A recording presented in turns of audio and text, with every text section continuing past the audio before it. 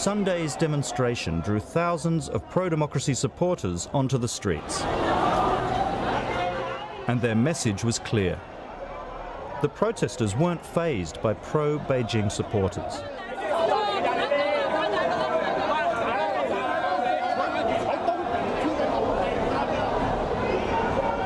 The marchers were determined to commemorate the 1989 uprising. The revolt shook China's leadership to the core. And the massacre that followed showed they would not tolerate dissent. The tank man's defiance was flashed around the world, but he was taken away, never to be seen again. Actually, you have this 1989. Today, his memory lives on. At the new Tiananmen Museum, Salil Shetty, the Secretary General of Amnesty International, is on hand as the 25th anniversary draws near. I mean, the Chinese government is, they're trying to, they're not allowing any form of a conversation, any kind of debate, or in fact, they're trying to hide the memories. If Beijing had its way, this small museum would not exist. But Hong Kong still maintains its autonomy. Across the border, there's no such freedom. What we've seen in the last few months is very worrying. We've had a series of key activists, key leaders who've been arrested who are linked somehow to the Tiananmen Square memorial, the whole process of remembering the 25th anniversary. But unfortunately, they've not even stopped at that. We've now seen a much wider crackdown. You have the Tiananmen Vigil and our protest action in Hong Kong. The museum was established by democracy activist and Member of Parliament Lee Cheuk-yang. And you can see the timeline, what happened. After taking money to the democracy movement in 1989, he was banned from travelling to China. And he says he's being closely watched. Oh yeah, of course, this is a very usual thing for me. All my phones are bugged, my email regularly get hacked. And of course, we are very closely monitored by the Chinese government, both because of our involvement in the pro-democracy movement in China and also our involvement in Hong Kong fight for democracy. The museum can't advertise on the mainland, but many of its visitors are from there. And they've worked out a way to get the message out and beat the internet censorship. They avoid the June 4th, and they call it May 35th Museum. And that is a very clever way of, avoiding the ban by the words. So it's a very clever way to, advertise for us. What is the experience for a mainland Chinese person who visits the museum? Many of them do not know what happened, especially younger generation. Those who are the older one, they know what happened, but they never, because many of them are not from Beijing.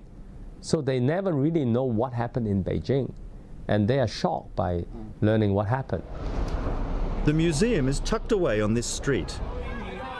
There were protests on opening day in April from a pro-Beijing group calling themselves June 4th Truth.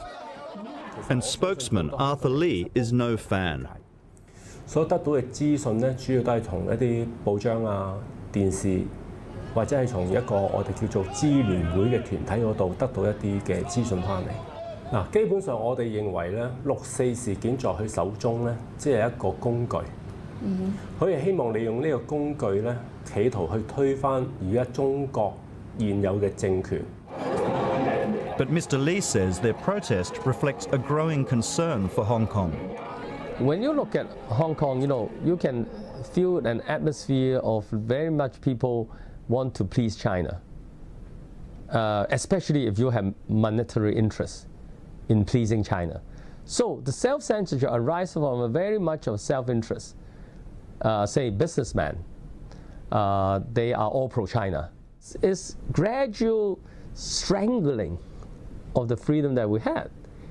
When you look at the press, it's really very worrying because if you don't have the freedom of press, you don't have the freedom of expression. And then when you look at the press, they are all belong to some tycoons. And those tycoons, businessmen, their business is in China, not in Hong Kong. And the future is... And the future is for them in China. In Beijing in 1989, students fought for democracy and free speech. Given Mr. Lee's comments about self-censorship, I went to the university to see what Hong Kong students had to say. Are you worried about freedom of speech in the future in Hong Kong? Yes, really. Yeah, why? We can't talk about many serious things in internet anymore. So I think it's very important and serious problem.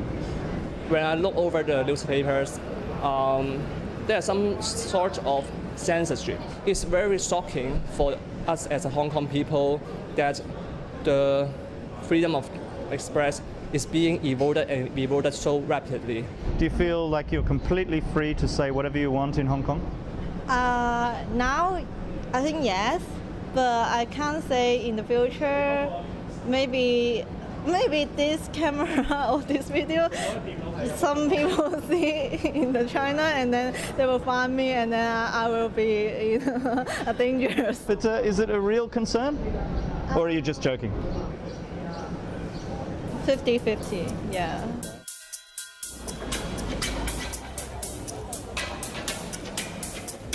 In bustling Hong Kong, suggestions of censorship or worse are not mere conjecture.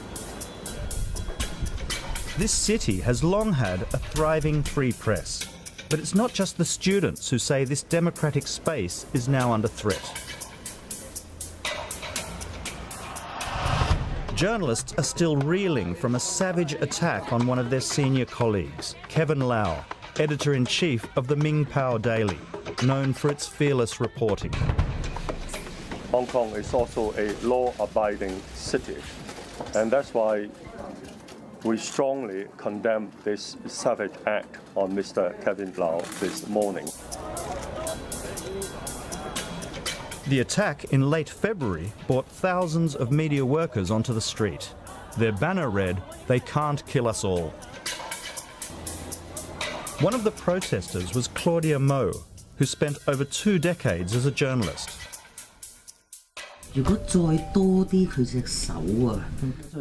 She's now a politician, and she knows Kevin Lau well. Today, she wants to show me the crime scene. That's okay. Hey, 麻煩你，唔該晒。 Like many here, she believes the attack was also an assault on press freedom.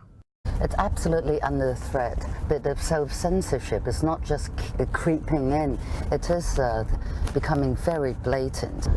I used to be a cautious optimist, but now I'm getting more and more pessimistic by the day. With the communist ideology, the Beijing people, the leaders would say Hong Kong people need to speak our language, adopt our mentality, think the way we do. This place needs to be, well, not exactly brainwashed, they wouldn't use that term, right? They need to feel more Chinese, communist Chinese. That one, it's called Eastern Coast, that one, not this chit-chat. Kevin Lau finished his regular breakfast here. As he crossed the road, he was brutally hacked by one of 2 men on a motorbike wielding a meat cleaver. And he was attacked over there. Where's that? Up here. 我唔夠膽叫呢個英文做 house. Exactly here. Haha. Several arrests have been made in the case, but no one knows for sure who was behind the attack on the Ming Pao chief. I went to visit him at the hospital and I asked him, it's got a lot to do with press freedom and things, right? And he replied to me, it has everything to do with my journalistic work, he said, and I'm quoting him. He can only now walk because he's wearing a brace. He may still lose his legs.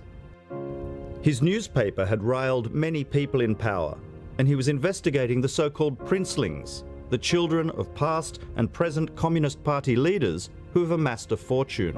And according to Claudia Mo, in the wake of the attack, the message is clear. People might think that, oh, if I'm not obedient enough, I just may get hurt, and hurt badly. And do you think it is having that effect on local journalists? Well, at least within Main Pao, that's for sure. I've heard young journalists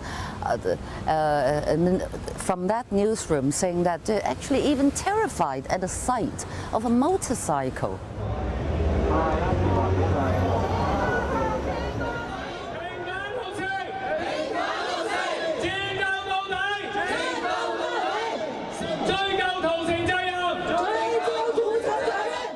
At Sunday's march, the Tiananmen Museum's Mr. Li continued his determined campaign. He shrugs off criticism that the uprising happened a long time ago, and it's now time to move on. You know, people say you should look forward, forget the past. China is now improving economically. But when you look at the China, you know, economically it may be improving. But then political freedom, democracy, human rights are all in a regression. So to remember June 4th is not staying in the past, but it's linking to the future, linking to now. And the demand of the student at that time is very much relevant today.